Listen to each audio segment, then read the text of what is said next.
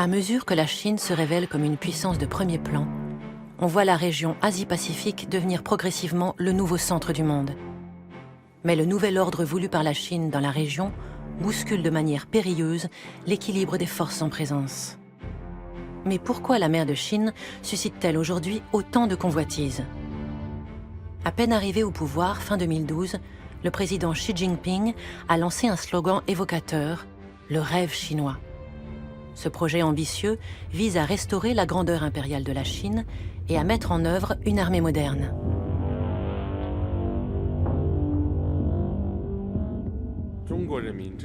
We Chinese are striving to achieve the Chinese dream, which is the great renewal of the Chinese nation. The Chinese dream is about enhancing the strength and the prosperity of the nation and the well-being of the Chinese people.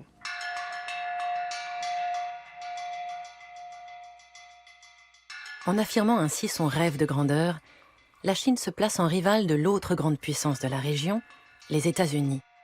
Implantés dans le Pacifique depuis leur victoire sur le Japon impérial en 1945. With most of the world's nuclear power and some half of humanity, Asia will largely define whether the century ahead will be marked by conflict or cooperation. La mer de Chine est devenue l'un des théâtres stratégiques où Beijing avance activement ses pions, au risque de provoquer de graves tensions avec les pays riverains, Vietnam et Philippines. À l'exemple des îles Spratly, où la Chine transforme des récifs en îles de béton avec pistes d'atterrissage.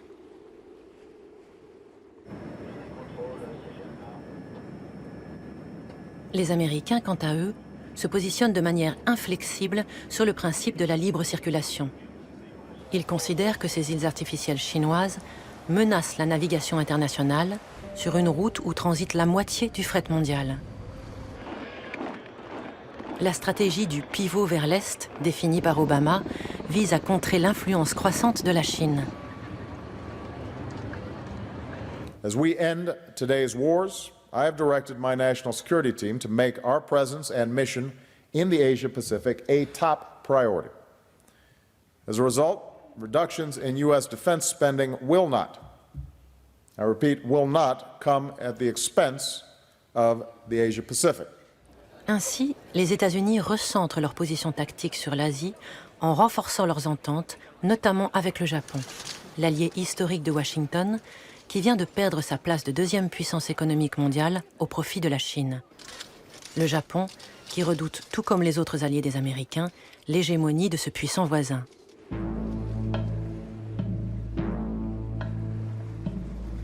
Le premier des enjeux de la mer de Chine est la navigation, dont l'économie chinoise est fortement dépendante.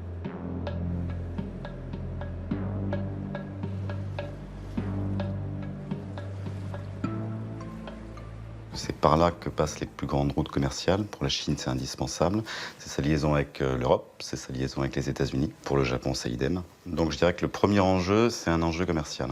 La plupart des biens produits dans l'Asie du Sud-Est et en Chine partent des rivages de ce continent et traversent ces mers. Mais aussi, toutes les matières premières qui servent à les faire, à les fabriquer, arrivent par la mer. Et donc, ces deux mers sont essentielles à l'économie mondiale.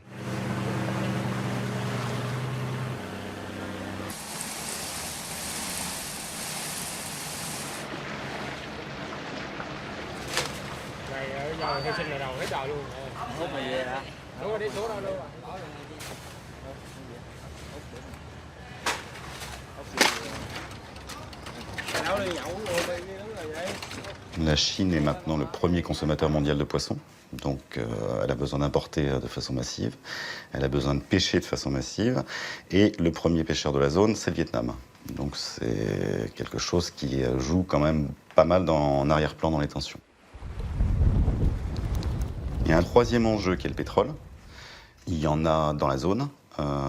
C'est pour la Chine un enjeu important, pour le Japon de la même manière, puisqu'ils n'ont pas de ressources en propre, ou pas suffisamment en tout cas. Ils sont obligés d'importer l'essentiel de leurs hydrocarbures. C'est un enjeu pour le Vietnam aussi, puisque le Vietnam actuellement est autosuffisant entre guillemets en pétrole, mais ses ressources commencent à s'épuiser, donc il a besoin d'en retrouver de nouvelles. Mais il y a un quatrième enjeu dans la zone, c'est la rivalité militaire entre la Chine et les États-Unis. Les Américains maintiennent de nombreuses bases dans la région depuis leur victoire dans la guerre du Pacifique en 1945. Il y a deux grandes marines qui dominent la région, qui sont bien sûr la marine des États-Unis d'Amérique et la marine chinoise, tout simplement par leur importance. Leur importance stratégique pour la marine américaine. La marine américaine, vous le savez, elle est partagée entre deux océans, le Pacifique et l'Atlantique. Aujourd'hui, le président Obama a affirmé que c'était le Pacifique le théâtre le plus important et l'essentiel des moyens navals américains y sont concentrés. Les Chinois jouent dans leur cour, ils sont chez eux. Et ils ont fait un effort considérable pour augmenter le niveau de leur marine et la mener petit à petit au niveau de celui de leur puissance économique et leur puissance diplomatique, leur puissance économique étant aujourd'hui une des premières au monde. Pour comprendre les rivalités contemporaines autour de la mer de Chine, il faut revenir à la Convention de Montego Bay. Depuis les années 50, sous l'égide des Nations Unies, les États ont cherché à établir un droit de la mer. Ce droit de la mer concerne surtout la navigation et l'exploitation des richesses. Il faudra attendre 1982 pour que l'ONU vote un texte satisfaisant pour la majorité des États. C'est la Constitution maritime des océans. Elle a apporté quelque chose de fondamentalement nouveau dans la définition des espaces maritimes. C'est-à-dire qu'on a les pays côtiers ont droit à une mer territoriale qui va jusqu'à 12 nautiques. Et la création fondamentale de cette convention, c'est la zone économique exclusive qui va jusqu'à 200 nautiques et qui donne des droits économiques et des devoirs environnementaux sur cette zone-là. Et puis même au-delà, on peut aller à ce qu'on appelle un plateau continental étendu. Donc ça fait en gros... un peu moins de 700 km, 600 et quelques kilomètres. Et dans une mer semi-fermée comme la mer de Chine du Sud, il est bien évident que la haute mer finit par disparaître, et à supposer que tous ceux qui revendiquent des plateaux continentaux étendus aient gain de cause, tout va se toucher. C'est à l'occasion d'une demande d'extension du plateau continental de la Malaisie et du Vietnam, en 2009, que la Chine a fait paraître pour la première fois au niveau international sa fameuse carte du tracé en 9 traits. La Chine annonce soudainement à l'ONU que 80% de la mer de Chine du Sud lui appartient. Elle joint à sa requête de 2009 une carte avec un tracé en 9 traits et explique qu'elle considère l'espace maritime ainsi délimité comme une mer historique de la Chine. Pour le gouvernement chinois, la ligne des 9 traits est un droit historique et doit être reconnu par le droit international. C'est valable pour tous les pays. Quand un grave différend surgit, l'essentiel est d'appliquer le principe d'un règlement pacifique en accord avec le droit international.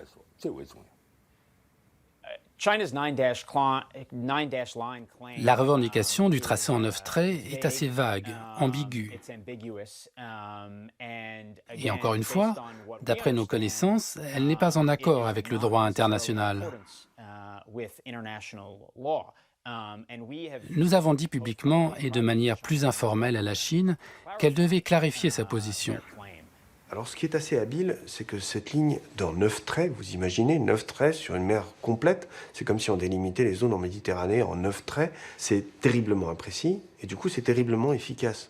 Parce que comme la limite n'est pas tracée, elle est négociable, mais en même temps vous pouvez jouer sur les frontières en permanence. Vous êtes chez vous, vous n'êtes pas chez vous, vous ne le savez pas, vous pouvez être de bonne foi, mais vous pouvez aussi être de mauvaise foi. Donc il y a un espace diplomatique, un espace d'influence considérable. La Chine, en s'appuyant sur le tracé en 9 traits, conteste aux pays riverains de la mer de Chine du Sud l'accès à leur zone de pêche nationale située à l'intérieur de la zone économique exclusive de ces pays.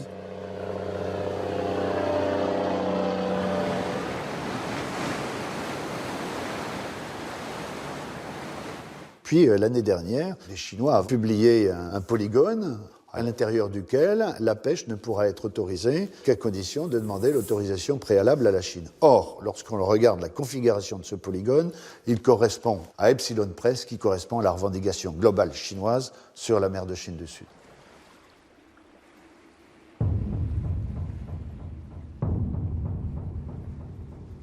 C'est à partir du grand port vietnamien de Da Nang que partent les campagnes de pêche pour les îles Paracel.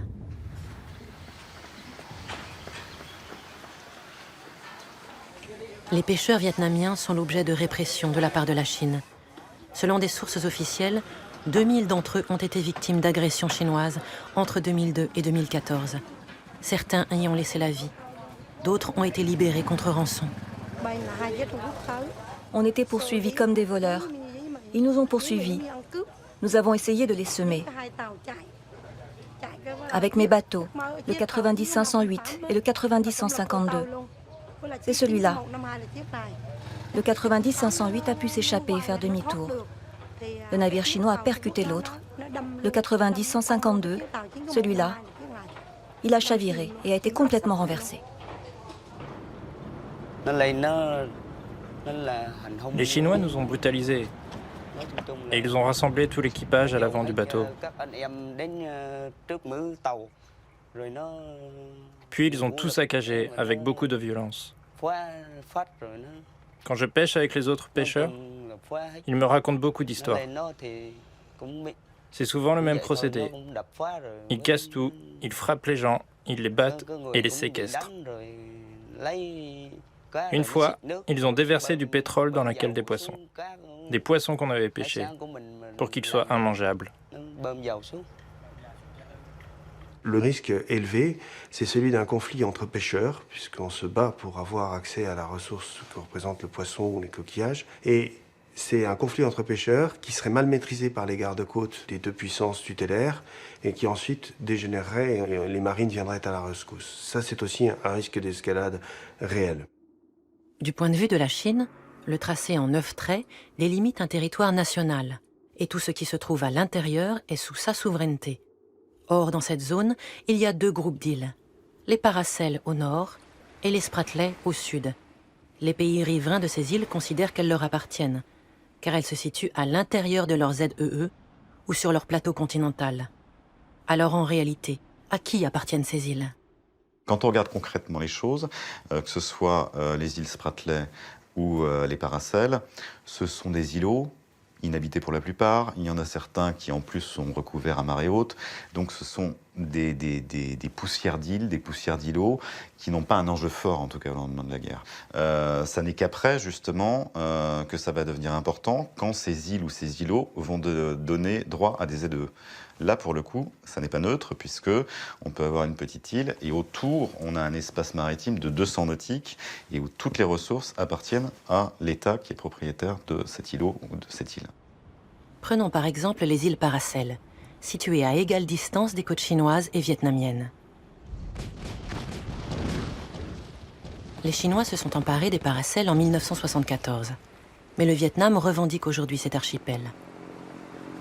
Il a réuni des preuves historiques pour défendre sa souveraineté sur ces territoires. En étudiant les cartes anciennes de la Chine, on voit clairement que l'extrémité méridionale du territoire chinois ne dépasse pas l'île d'Hainan, en mer de Chine méridionale. Et la ligne en 9 traits ne délimitait pas les frontières de la Chine, comme ce que revendique la Chine actuellement.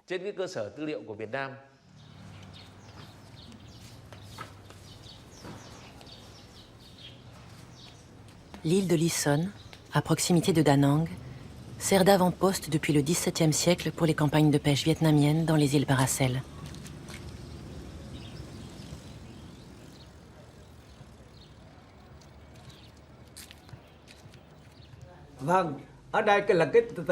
Voici le mandat qui date de la dynastie Tuduk, donné par le gouverneur de province, à M. Cao Cao, notre arrière-arrière-arrière-grand-père. Ce mandat date d'il y a longtemps, mais il présente une valeur historique très importante. M. Cao Cao a conservé des documents qui prouvent l'exploitation des îles Paracels et Spratlais. Il y a des traces historiques qui prouvent la relation entre les îles Paracels et le Vietnam. Ce sont des tablettes ancestrales, des tombeaux, des mandats et des actes de vente immobiliers signés par différentes personnes. En plus, notre village, particulièrement les familles anciennes, organise tous les ans des fêtes traditionnelles, surtout au mois de février, pour la cérémonie Kaole, qui rend hommage aux soldats des îles Paracels. La Chine, de son côté, applique aux îles Paracels, qui sont non pas un État, mais simplement un groupe d'îles, le statut d'État archipel et donc le délimite comme doivent l'être les États archipels, alors que normalement, ce ne seraient que les îles qui se prêtent à une vie autonome, une vie humaine autonome, à partir desquelles devrait être déterminée la mer territoriale, la zone économique exclusive, etc., etc. À partir du moment où la Chine détermine autour des paracels des délimitations qui sont propres à un État archipel, eh bien, elle s'offre la possibilité d'une zone économique exclusive absolument énorme. D'un point de vue historique, la Chine est présente en mer de Chine depuis 1000 ans, voire 2000 ans. C'est un fait historique. Donc, depuis la nuit des temps, les pêcheurs chinois allaient pêcher en mer de Chine du Sud. Pendant leurs activités de pêche, ils ont découvert beaucoup d'îles et de récifs dans cette zone. Donc, au regard du droit international actuel de la mer, le pays dont le peuple a découvert une île en premier, eh bien, la propriété de l'île lui revient, car il en a fait la découverte. La Chine appuie ses revendications actuelles sur son histoire. À l'époque de l'essor éclatant de la civilisation chinoise, sous la dynastie des Han, puis celle des Ming, des marins auraient exploré et utilisé la mer de Chine. Ces épisodes, qui ont eu lieu il y a 2000 ans, puis au XVe siècle avec l'amiral Zheng He, fondent aujourd'hui Pékin à revendiquer l'ensemble de la mer de Chine. À ce titre, la Grèce ou l'Italie contemporaine pourraient revendiquer l'ensemble de la Méditerranée au nom de leur histoire dans l'Antiquité. Aujourd'hui, l'un des enjeux de la mer de Chine est l'exploitation de vastes zones d'hydrocarbures. Et lorsqu'on regarde les cartes avec le tracé en 9 traits, eh bien, le tracé en 9 traits recoupe absolument tous les gisements qui sont répertoriés ou supposés sous ce plateau continental. En mai 2014, la Chine a positionné une plateforme pétrolière géante dans les eaux contrôlées par le Vietnam, à 160 km au large de la ville de Da Nang.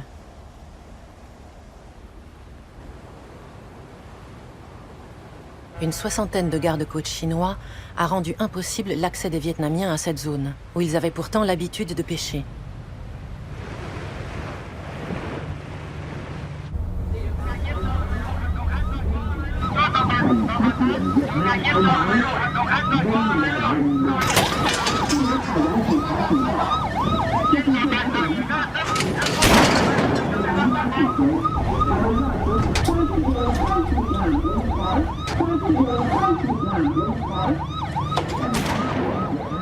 Le Vietnam a toujours refusé d'exploiter conjointement avec la Chine ses réserves de pétrole. Alors l'arrivée de la plateforme chinoise dans ses eaux territoriales a déclenché une succession de réactions violentes. Không hề đơn giản chỉ là việc Trung Quốc xâm phạm cái vùng biển của Việt Nam mà bằng hành động này Trung Quốc muốn thể hiện và muốn thực hiện một phần nào cái bước đi cái chiến lược của mình nhằm xâm lấn Biển Đông và Les Chinois, de leur côté, eh bien, disent que la plateforme en question était dans la zone continue des paracels. Enfin, toujours est-il que ça a créé un remous énorme, d'autant plus que les Vietnamiens, du coup, se sont pris à des installations chinoises au Vietnam. Et donc, il y a même des Taïwanais qui ont été confondus avec des Chinois du continent et qui ont subi des actes violents de la part des Vietnamiens. En réaction aux incidents navals, des émeutes nationalistes ont éclaté aux abords des zones industrielles à capitaux étrangers, avant de s'étendre aux autres provinces du Vietnam, provoquant la mort d'au moins 2 ressortissants chinois.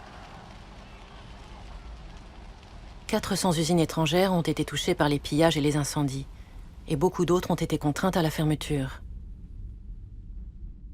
Quelques jours plus tard, la Chine a envoyé des bateaux vers le Vietnam afin d'évacuer 4000 de ses ressortissants. We are strongly concerned about dangerous conduct and intimidation by vessels in the disputed area. We call on all parties to conduct themselves in a safe and appropriate manner, exercise restraint, and address competing sovereignty claims peacefully, diplomatically, and in accordance with international law. La presse internationale a alerté l'opinion mondiale pour témoigner de notre détermination politique et a ainsi contraint la Chine à sortir la plateforme 981 de notre zone économique exclusive. Ils ont fini par retirer leur plateforme HD 981 en prétextant l'arrivée d'un typhon Exact, c'est tout à fait juste. Extrêmement violent. Donc ça leur a permis de se retirer en sauvant la face. Et après ça, ils ont proposé des négociations aux Vietnamiens. Alors il y a tout un tas d'autorités chinoises qui sont venues au Vietnam parce que les Vietnamiens en même temps ont menacé de présenter une requête devant la Cour permanente d'arbitrage, comme les Philippins l'ont fait. Et donc là, les Chinois ont quand même pris peur. Et on se retrouve dans le cas de figure où la Chine crée une provocation, elle se retire et propose de négocier. Donc elle a fait 2 pas en avant, elle fait un pas en arrière, mais au total, elle a gagné un pas.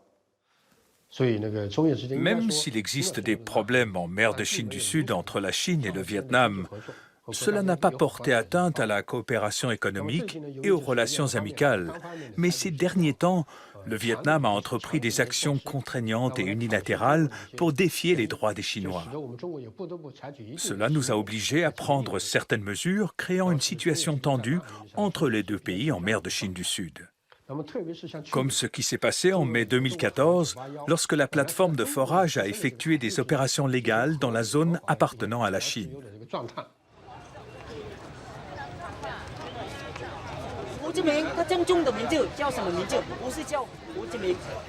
Au début, le gouvernement vietnamien a laissé faire les manifestations anti-chinoises. Puis, il y a brusquement mis un terme, afin de sauvegarder les activités économiques vitales qui lient les 2 pays.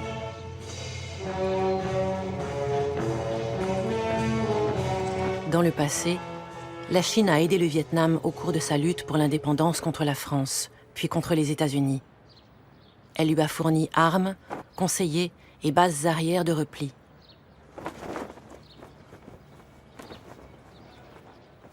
Selon les mots de Mao Tse-tung, la Chine et le Vietnam sont comme la dent et la lèvre, car, ajoutait-il, quand la lèvre s'ouvre, la dent a froid.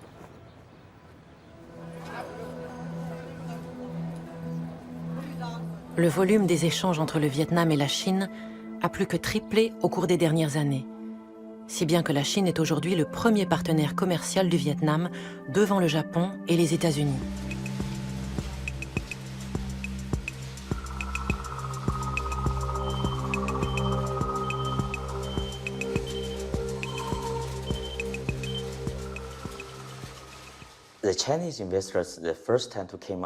Les premiers investisseurs chinois qui sont arrivés au Vietnam sont venus autour de 2005 ou 2006.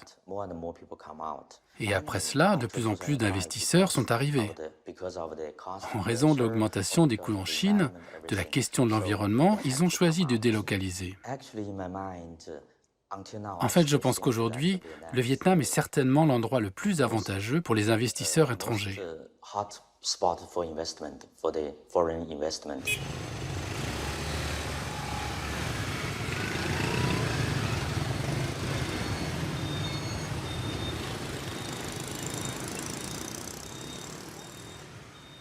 Cela n'empêche pas le Vietnam de continuer à revendiquer les paracels. Mais les Chinois y sont durablement installés. Ils ont établi sur l'île de Woody Island, une île des paracels, le chef-lieu du district de Son Cha, qu'ils considèrent comme territoire national chinois. Le bâtiment du gouvernement ressemble étrangement à un mélange de la Maison-Blanche et du Congrès des États-Unis. Des urbanistes ont imaginé l'évolution de Woody Island dans le futur. Au sud, la Chine a investi des atolls et des îlots dans les Spratleys pour les transformer en îles. Les Philippines et une revue militaire britannique ont révélé à la presse internationale l'existence de ces chantiers. Les Américains suivent attentivement l'extension des travaux. A Senate hearing this week heard Assistant Secretary of State Daniel Russell and other officials urge China to stop the construction. U.S. officials see building on the reefs as a power play to exert control over international waters. We claim the right of innocent passage in such areas, and we exercise that right regularly, both in the South China Sea and globally. And we're going to continue exercising that right, both on the surface of the water and in the air. Images from Google Earth have documented China's work on 4 reefs. Assistant Secretary of Defense Scheer and Assistant Secretary of State Russell assured lawmakers the U.S. would continue to maintain military superiority through the deployment of aircraft and combat ships in the region. Les Chinois, mais pas uniquement eux, sont tous lancés dans une espèce de course effrénée pour transformer ces îlots en îles. C'est-à-dire qu'on fait des constructions sur pilotis, on a des véritables constructions en dur, en ciment, de base, on les habite en permanence. Tout ça pour arriver à une qualification juridique d'île et donc obtenir la ZEE qui va avec. En dehors de la Chine, d'autres pays comme la Malaisie, le Vietnam, les Philippines, le Brunei et Taïwan revendiquent leur souveraineté sur des îles et des îlots qu'ils occupent déjà dans les Spratlys. L'exemple du récif de Mischief, situé au large des côtes philippines, est instructif. Dans les années 90, la Chine a construit des structures sur pilotis en prétendant que c'était des abris pour pêcheurs. Les Philippins ont protesté, car l'atoll se trouve dans leur ZEE, mais en vain. Par la suite, la Chine a transformé les abris en installations militaires. And it is obvious from their structures that they start with these octagonal structures and then they move forward. And then you have concrete bunkers, concrete headquarters, piers. So in the end, it is the best description is a creeping invasion. Face à cette stratégie chinoise d'occupation, les Philippines ont présenté une requête à la Cour d'arbitrage de La Haye. Nous avons demandé au tribunal d'arbitrage de nous dire quel est exactement notre droit maritime. Est-ce que cette ligne en 9 traits est conforme à la loi internationale? Nous demandons cela. Nous avons essayé d'avoir avec eux un dialogue bilatéral. Mais la Chine soutient que leur souveraineté sur cette zone est indiscutable. Et la question est intéressante puisqu'en fait, évidemment, pour qu'il y ait arbitrage, il faut être deux. Donc ils n'ont pas posé la question de à qui appartiennent cette île ou cet îlot. Ils ont simplement posé la question de savoir si c'était une île ou un îlot. Si c'est une île, comme le revendiquent les Chinois, on a droit à une ZEE et ce sera plus compliqué. Si c'est un îlot, comme le soutiennent les Philippines, pour le coup, il n'y a pas de ZEE et elle est totalement intégrée dans la ZEE philippine. Donc là, la Cour d'arbitrage, pour l'instant, ne s'est pas prononcée sur la question, mais ça va être quelque chose qui, juridiquement, sera intéressant, quand ils en viendront à ça, en tout cas. Les Philippines ont introduit une procédure à la Cour permanente d'arbitrage. Mais il y a un problème dans le cadre de la Convention de l'ONU sur le droit de la mer. Le tribunal souligne qu'il ne s'occupe que de la gestion et des litiges des océans, mais il n'a pas de droit sur les affaires concernant le continent et le territoire. Donc, le tribunal international du droit de la mer n'est pas compétent pour décider à qui appartiennent ces îles, ni qui a la souveraineté sur ces territoires. Nous avons présenté une lettre avec nos observations au tribunal international du droit de la mer qui dit que nous ne reconnaissons pas la compétence du tribunal. Mais ça suppose que ces pays soient prêts à accepter de perdre une partie, parce que de toute façon, on n'obtient jamais gain de cause à 100%. Et ça suppose donc qu'il y ait un accord au départ sur la volonté de trancher ce différend par voie juridique. Et actuellement, dans la zone, on n'en est pas là du tout. Donc le droit viendra peut-être plus tard. Peut-être que dans 50 ans ou 60 ans, il y aura des relations apaisées dans la zone. Politiquement, on sera arrivé à des relations plus stables. Mais pour l'instant, on n'en est pas là. Nous continuerons à user de la voie diplomatique. La diplomatie restera le meilleur mode d'action, quelle que soit la décision que prendra le tribunal arbitral.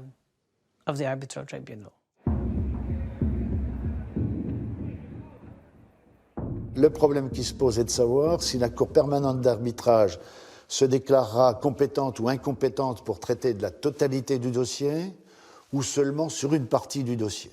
Si elle se déclare compétente sur une partie du dossier, elle devrait pouvoir statuer sur la légalité ou l'illégalité du tracé en 9 traits. Je dirais que si on arrive à cette conclusion-là, le monde entier sera sauvé. Le monde entier sera sauvé parce qu'à partir du moment où le tracé en 9 traits sera déclaré illégal, il n'y a pas de raison que la Chine persiste et signe.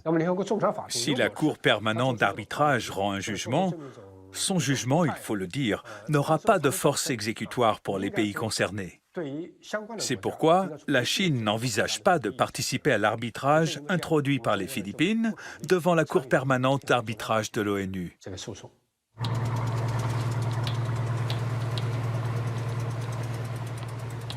Dans la mer de Chine de l'Est, au nord de Taïwan, la Chine entretient un autre conflit, cette fois-ci avec le Japon. Le différend porte sur l'archipel des îles Senkaku-Diaoyu, 8 îlots inhabités, isolés et inhospitaliers. Le Japon administre ces îles depuis plus d'un siècle. Inquiet de la montée en puissance de la Chine, il nationalise soudainement 3 d'entre elles en 2012. Mais la Chine revendique aussi la souveraineté sur cet archipel. Et le changement de statut voulu par Tokyo provoque une forte réaction à Beijing. 日本方面所谓的购岛行动完全是非法和无效的，完全改变不了钓鱼岛属于中国的事实，也改变不了日方窃取钓鱼岛的这个事实。我们要求日本方面切实的放弃错误做法。 Des activistes chinois répliquent à la nationalisation en débarquant sur l'archipel des Senkaku-Diaoyu, où ils sont attendus par la police japonaise.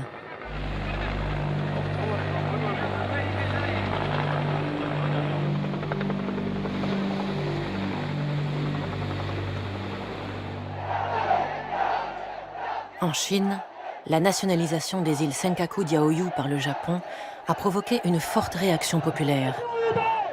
Des manifestations éclatent dans des dizaines de villes et des biens japonais, magasins, voitures, usines sont saccagés.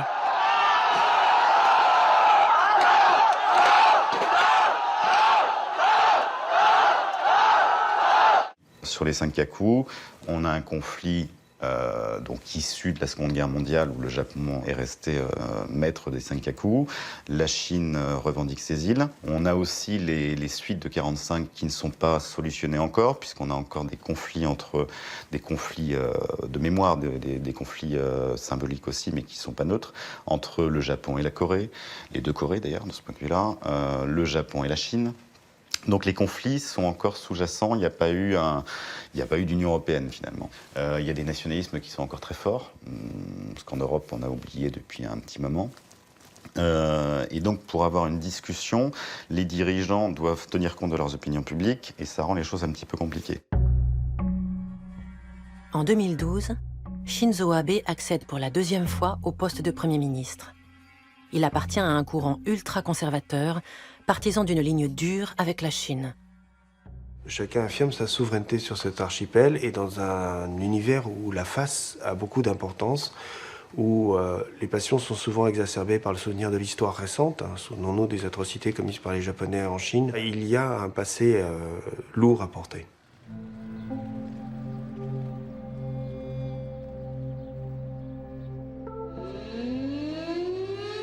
Le sentiment anti-japonais est aujourd'hui largement répandu en Chine. La raison principale est que le Japon n'a jamais pleinement, sincèrement reconnu les atrocités de la Seconde Guerre mondiale. En 2014, le président Xi Jinping a tenu à commémorer le massacre de Nankin.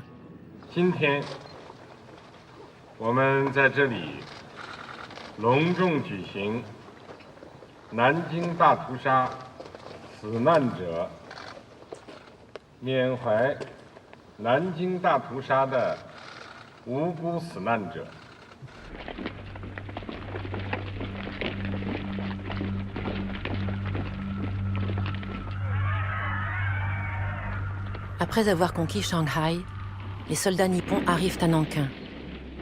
Le 9 décembre, le général chinois qui défendait la ville s'enfuit avec son état-major, laissant 100 000 soldats face à une puissante armée japonaise. Pendant les 6 semaines qui suivent, des dizaines de milliers de civils et de soldats désarmés sont assassinés. Des dizaines de milliers de femmes sont violées par les soldats japonais. L'ampleur des crimes japonais en Chine pendant la Seconde Guerre mondiale alimente le conflit mémoriel entre les deux pays. Un comité d'historiens a été créé pour rapprocher les deux points de vue. En fait, c'est un chiffre cité par le tribunal des crimes de guerre de Nankin. Ce chiffre n'a pas fait l'objet de démonstrations sérieuses par les chercheurs. Nous ne disposons pas de moyens qui nous permettraient de le prouver. Donc, sous l'angle académique, on peut employer le chiffre de 300 000, mais on peut aussi utiliser le chiffre de 200 000, défini par le tribunal militaire de Tokyo. On pourrait même rectifier ces deux chiffres après des recherches spécifiques. Mais il y a un point fondamental. Il faut reconnaître les dommages de la guerre et le massacre de Nankin lui-même.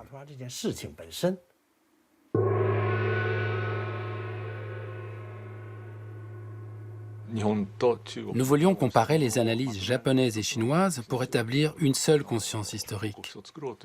Nous avons dû nous rendre à l'évidence. Il existe un écart important entre les deux histoires, ce que nous avons appelé l'histoire parallèle. Nous avons finalement décidé d'écrire d'abord chacun notre histoire. Des deux versions, nous garderons ce sur quoi nous sommes d'accord. Il existe donc deux rapports distincts, l'un du groupe japonais et l'autre du groupe chinois.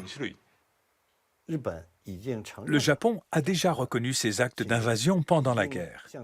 Ils ont présenté à la Chine leurs réflexions et leurs excuses. On peut le voir avec la déclaration conjointe sino-japonaise de 1972 et le traité de paix et d'amitié entre la République populaire de Chine et le Japon de 1978. Cela prouve cet état des choses. Mais alors pourquoi y a-t-il toujours des problèmes ? Bien que le gouvernement japonais possède déjà certains documents qui l'affirment explicitement, des hommes politiques de droite cherchent à nier plusieurs de ces faits. Certains ministres et députés de droite vont régulièrement honorer le sanctuaire de Yasukuni, où figure la liste des soldats morts pour le Japon.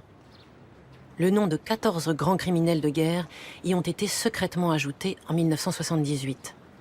Ces visites sont donc invariablement interprétées en Chine comme une volonté de réhabilitation du passé militariste nippon.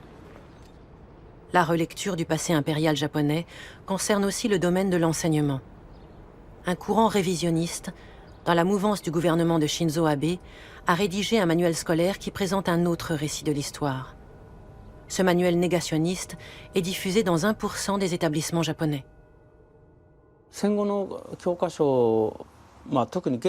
Parmi les manuels scolaires d'après-guerre, et surtout ceux d'aujourd'hui, quand on regarde les grandes lignes, ce qui est vraiment surprenant, c'est qu'ils sont écrits de manière à dévaloriser le Japon. Le massacre n'est pas la vérité. Il n'y a aucun document qui prouve que le massacre a réellement eu lieu. Ces documents expriment le retour de la paix et de la vie joyeuse. Il y a beaucoup de photos comme celle-ci. Les enfants échangent avec les soldats japonais. Avec la conviction que le massacre de Nankin n'a pas eu lieu, nous avons réécrit notre manuel scolaire.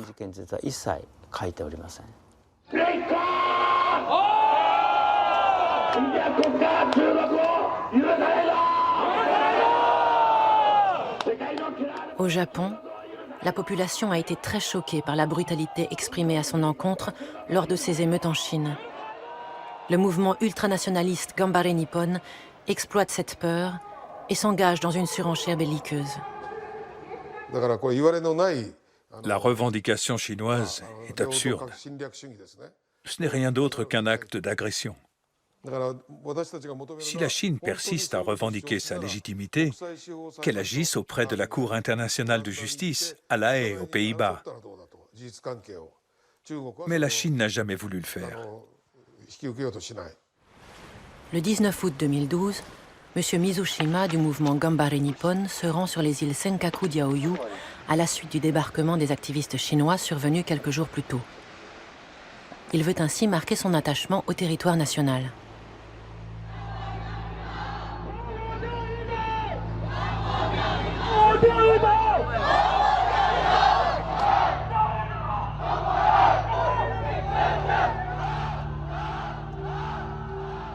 Cette crise autour des îles Senkaku-Diaoyu ne risque-t-elle pas de contrarier les relations économiques entre la Chine et le Japon ? Le Japon a fait de gros investissements financiers en Chine. Bien sûr, ils sont encore en cours, mais les nouveaux investissements en Chine ont vraiment plongé et le volume des échanges commerciaux a chuté. De 2013 à 2014, le volume a chuté environ de 40%, et c'est vraiment une baisse drastique des investissements. Le Japon, par exemple, toute sa base industrielle est en Chine. Donc il y a une intégration et une dépendance très forte entre les deux. La Chine a besoin des technologies japonaises, le Japon a besoin de la main-d'œuvre chinoise. Donc il y a une intégration économique assez forte, mais qui n'a pas débouché justement sur, en tout cas, une entente politique. Pourtant, dans les années 70, les deux pays avaient trouvé un terrain d'entente. En 1978, le dirigeant chinois Deng Xiaoping signait un traité de paix et de coopération avec le Japon. La coopération portait notamment sur l'exploitation commune de gisements d'hydrocarbures découverts au milieu de la mer de Chine de l'Est, au nord des îles Senkaku-Diaoyu. Deng Xiaoping, finalement, était parti sur une idée qu'on pouvait exploiter en commun les ressources de la mer, en se parlant, en discutant, et surtout en ne s'intéressant pas à la question de la possession. Et donc on faisait une exploitation conjointe, et puis on laissait, comme il disait, aux générations futures le soin de trancher les différends.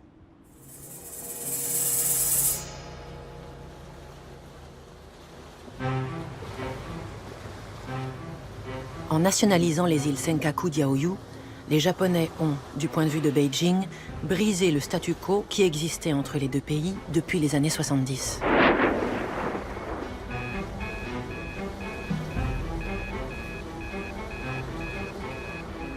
De son côté, le gouvernement de Shinzo Abe a saisi l'occasion des manifestations anti-japonaises pour dénoncer la menace chinoise sur la sécurité du Japon et pour avancer ses projets de militarisation du pays. 内閣総理大臣である私はいかなる事態にあっても国民の命を守る責任があるはずです。そして人々の幸せを願って作られた日本国憲法がこうした事態にあって国民の命を守る責任を放棄せよと言っているとは私にはどうしても Shinzo Abe considère que l'article 9 de la Constitution japonaise de 1947, d'inspiration pacifiste, empêche le pays de se défendre correctement. Il a donc fait voter en 2015 une loi permettant des opérations militaires à l'étranger. Les Américains ont salué cette initiative qui peut s'avérer utile dans le cadre de leur alliance avec le Japon.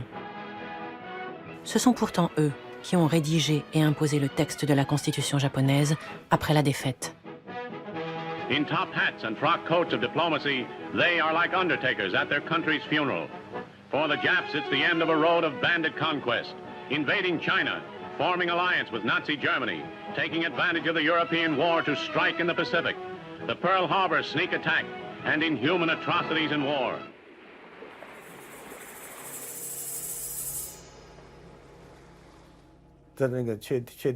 Lors de la rédaction de la Constitution pacifiste, il y avait la pression extérieure des Américains ou des Alliés pour limiter les forces militaires japonaises, parce que le Japon avait provoqué la guerre.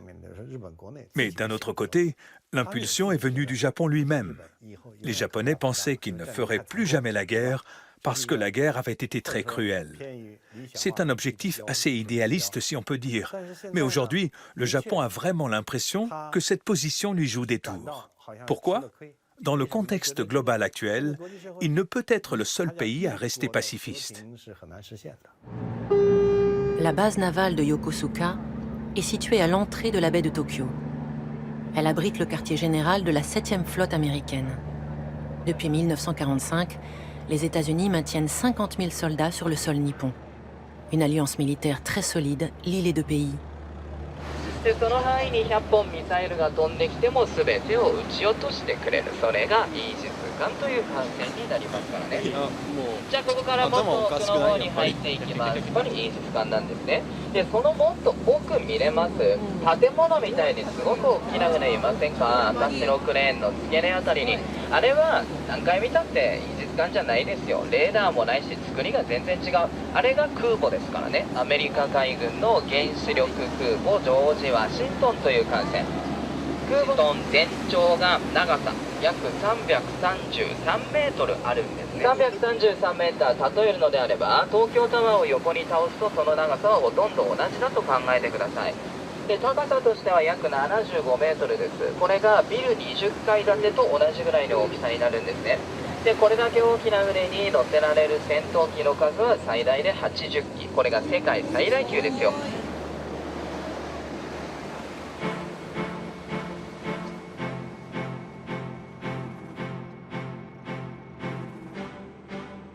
Okinawa se trouve à 1500 km de Tokyo et à 700 km des côtes chinoises. Cette île japonaise est la pièce centrale du dispositif militaire américain dans cette partie du monde. La majorité des soldats américains au Japon y est stationnée. Les nombreuses bases et les champs d'exercice accaparent 20% du territoire de l'île.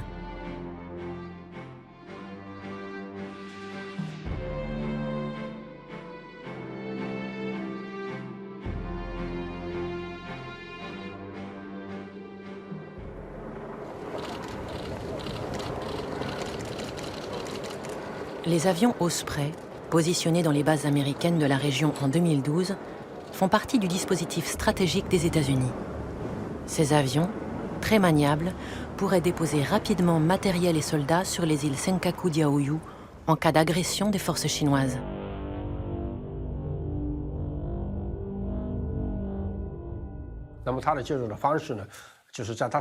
Les interventions américaines s'effectuent dans un vaste cadre appelé le rééquilibrage stratégique. Ils ont donc orienté leur pivot stratégique vers l'Asie. Mais en fait, ce pivot a une visée spéciale. En réalité, c'est la Chine qui est visée. La Chine est leur cible principale. Pour les États-Unis, c'est une manière de maintenir sa prétendue place hégémonique et sa position dominante dans la zone Asie-Pacifique. Ils visent la Chine et mènent des actions qui créent beaucoup de problèmes et de pression sur la Chine. Nous, les États-Unis, nous ne prenons pas position sur la souveraineté de ces territoires. C'est aux parties impliquées de trouver une solution et de résoudre le problème. Ce que les États-Unis peuvent faire comme amis, comme partenaires, comme alliés de différents pays dans la région, c'est de soutenir la paix et la stabilité en mer de Chine méridionale.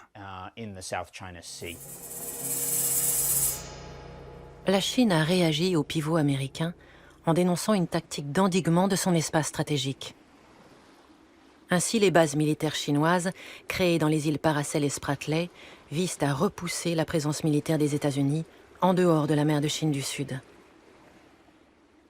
Pourquoi les Chinois veulent faire le vide militaire en mer de Chine du Sud? Bon, c'est essentiel. Leur base navale de sous-marins nucléaires lanceurs d'engins se situe au sud-est de l'île de Hainan, à Sanya. Et que ces sous-marins, pour l'instant, eh bien, sont encore bruyants, donc facilement détectables. Les Chinois ont choisi cette région-là parce que c'est là que le plateau continental est le moins large entre la base de Sanya et les hauts fonds de la mer de Chine du Sud. Donc le problème des Chinois, c'est de pouvoir faire amener leurs sous-marins nucléaires lanceurs d'engins dans le Pacifique, et donc de ne pas être détectés à la sortie des ports.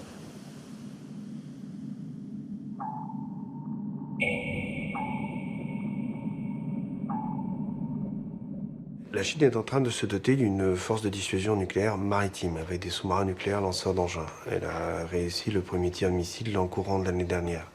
Donc on en est encore aux prémices, mais l'effort est là et la construction se poursuit.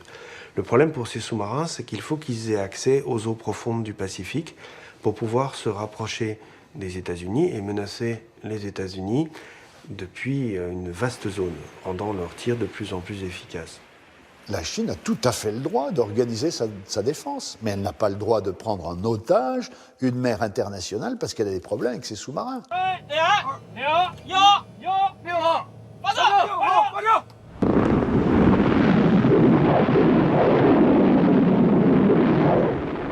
On est dans du jeu de go, on n'est plus dans du jeu d'échecs, et c'est à qui étendra son influence ou préservera son influence le plus longtemps possible sur les pays de la région. L'attitude autoritaire de la Chine envers ses voisins a eu pour effet de rapprocher ces derniers des États-Unis. Ainsi, le Japon fournit des patrouilleurs aux gardes-côtes philippins. Les États-Unis négocient leur retour aux Philippines. Ils se rapprochent aussi du Vietnam. En fin de compte, la position stratégique des États-Unis, menacée un temps par la montée en puissance de l'armée chinoise, se trouve maintenant renforcée. Dans toute cette confrontation qu'il y a eu entre la Chine et le Japon autour des Senkaku ou sur la position philippine, les Américains, on sent bien qu'en arrière-plan, ils n'ont qu'une crainte, c'est d'être entraînés par leurs alliés de la zone dans une confrontation avec la Chine. Mais les États-Unis sont plutôt un facteur d'apaisement dans la zone par rapport à leurs alliés.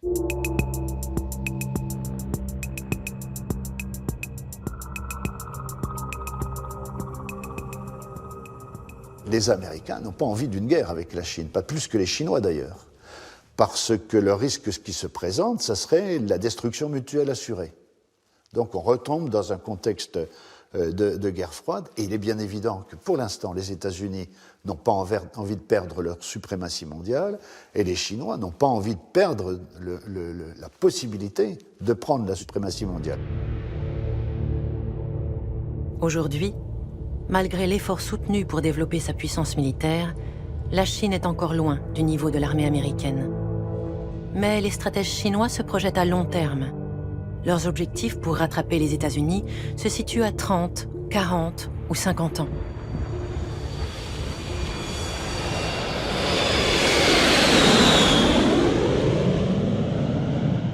After all, China is a large country of over 1.3 billion people. It is like a big guy in the crowd. Others will naturally wonder how the big guy will move and act, and be concerned that the big guy may push them around, stand in their way, or even take up their place. L'expansion de la Chine est souvent perçue en Europe et aux États-Unis comme une menace. En revanche, pour les pays de la mer de Chine, en dépit des différends territoriaux, Beijing demeure un partenaire naturel et déterminant. La Chine dominera l'Asie dans le futur, et les Américains y joueront probablement un rôle de plus en plus restreint. Still, in times of great change and uncertainty, the future can seem unsettling. Across a vast ocean, it's impossible to know what lies beyond the horizon. But if this vast region and its people teach us anything, it's the yearning for liberty and progress will not be denied. La Chine se développe autour de ses frontières, gagne son emprise sur ses voisins directs, grignote sur la mer. La géographie reprend ses droits. La Chine se sent chez elle en mer de Chine, alors que les États-Unis en sont séparés par le plus grand océan du monde. Mais nul ne sait qui de ces deux puissances occupera la première place dans l'avenir.